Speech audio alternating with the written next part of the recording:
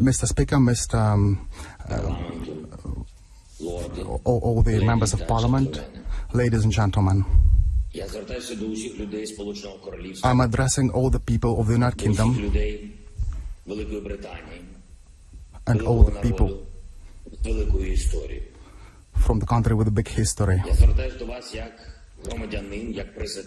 I'm addressing you as a citizen, as a president of also a big country with a dream and big effort.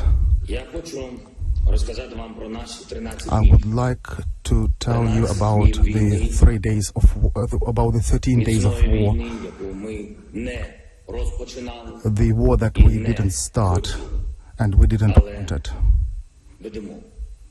However, we have to conduct this war. We do not want to lose what we have, what is ours, our country, Ukraine. Just the same way as you once didn't want to lose your country when Nazis started to fight your country. And you had to fight for Britain. 13 days of the struggle. On day 1 at 4 o'clock in the morning, we were attacked by cruise missiles. Everybody woke up, people, children, the entire Ukraine, and since that we have not been sleeping. We have all been fighting for our country with our army. On day 2, we have been fighting airstrikes, and our heroic military servicemen on the island Zminy have been trying to fight. When Russian forces demanded that we lay down the arms. However, we did continue fighting, and we did feel our force, the force of our people that opposed the occupants until the end. The next day, the artillery started fighting us.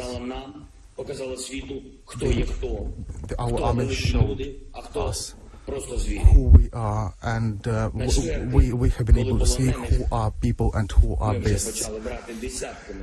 On day 4, we started getting people captive. We have not been torturing them. We remained humane even on day 4 of this terrible war. On day 5, the terror against us was going on against children, against cities, and constant shelling had been taking place around the country, including hospitals, and that didn't break us. And that gave us feeling of big truth.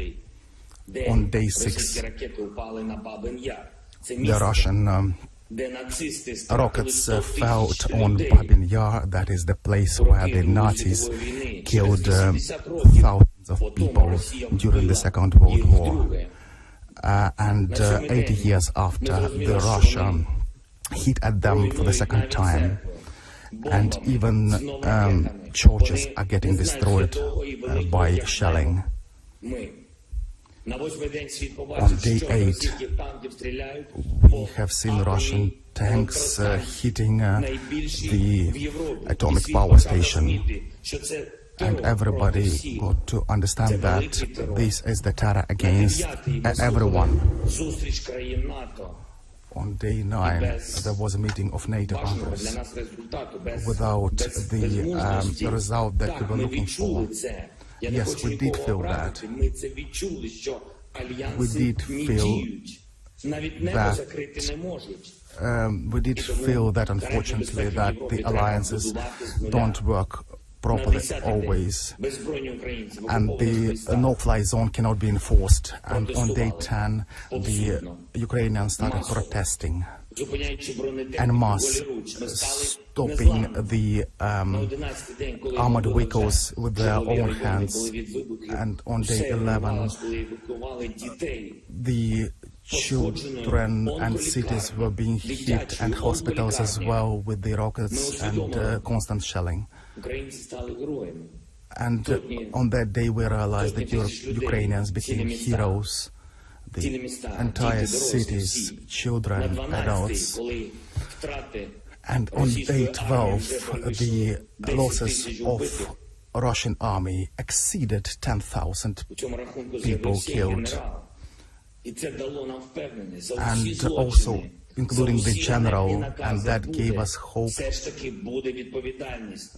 that there will be some kind of responsibility for those people in front of the court. On day 13, in the city of Mariupol that was attacked by the Russian force, a child was killed. They do not allow any food, any water, and people started panicking. I think everybody can hear that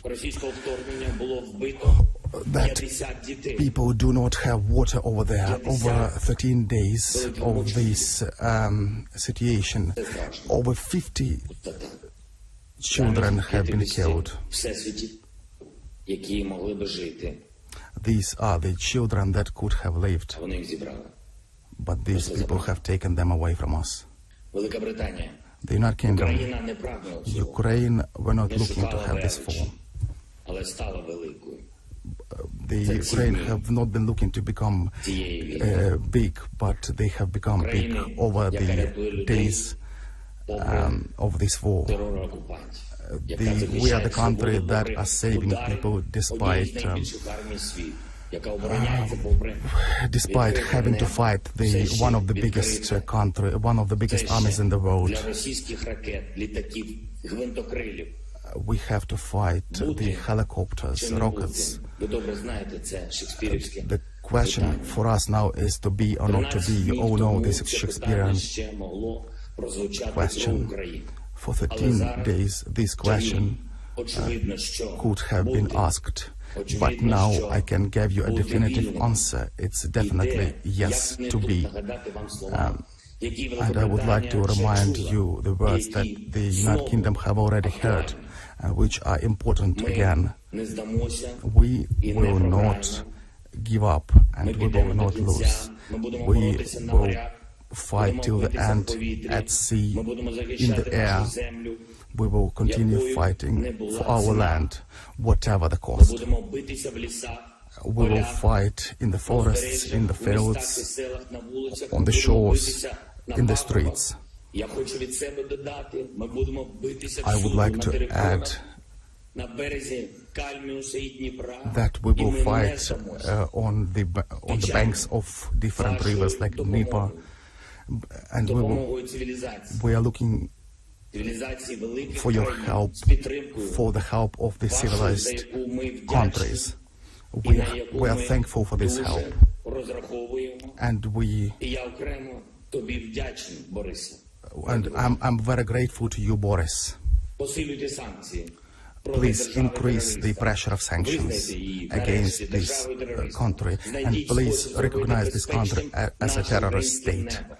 And please make sure that our Ukrainian skies are safe. Please make sure that you do what needs to be done and what is stipulated by the greatness of your country. Best of all to Ukraine and to the United Kingdom.